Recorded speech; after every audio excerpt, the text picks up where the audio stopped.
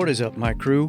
This is the Nook Podcast. My name is Stephen Murphy, and this is day 6 of this special week of daily episodes heading into Easter Sunday. If you haven't listened to yesterday's episode, I really hope that you get a chance to do so. And if you have heard it, drop by the Nook Facebook page. It's facebook.com/meetmeinthenook. There's a link in the show notes. Maybe share something about what stood out for you. And if you have any questions or comments about any of these special episodes this week, feel free to email me.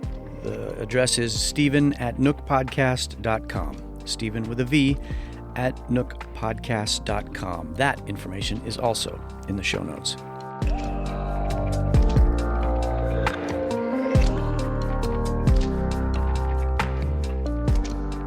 Like yesterday, we're going to look at today in the literal sense.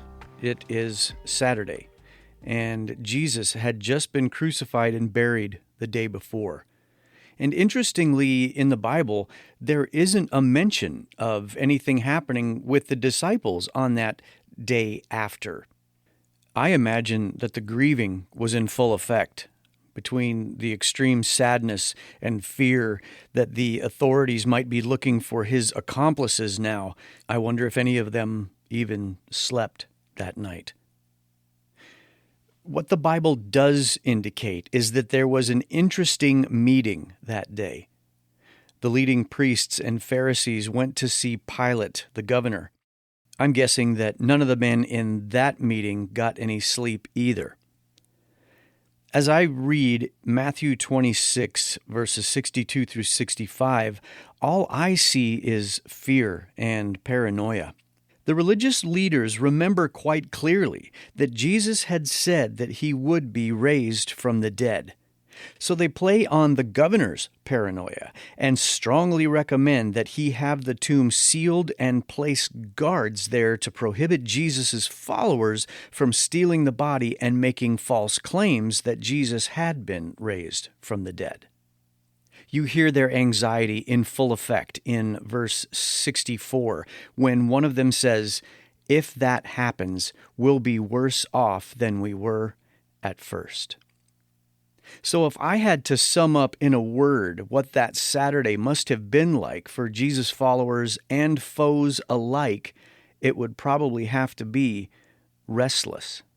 So Pilate dispatches guards and orders that they secure the tomb as best they can. Can you imagine so much fuss being made for a dead man? Even in death, Jesus was disrupting these powerful men.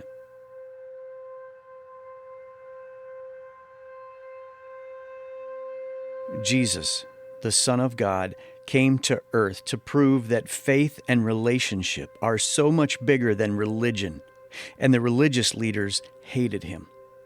And he came to prove that true beliefs cannot be regulated by any government, and the political authorities sanctioned his execution.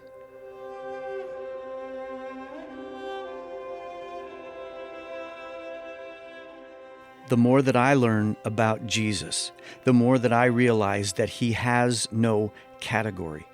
Every time I think that I have a scope on all that he is, I find something else that makes me realize that he doesn't fit into any range that I try to assign him to. He is infinite. He is eternal. He is unmatchable. He is immeasurable.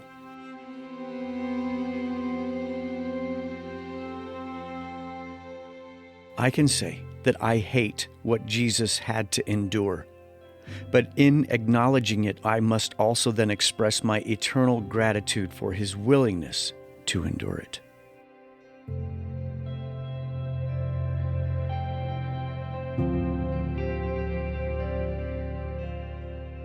Thank you for listening today.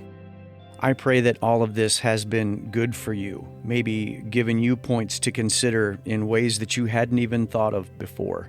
And I hope that you can join me tomorrow for the final installment of this special week as we celebrate the glorious resurrection of Jesus Christ here in the Nook.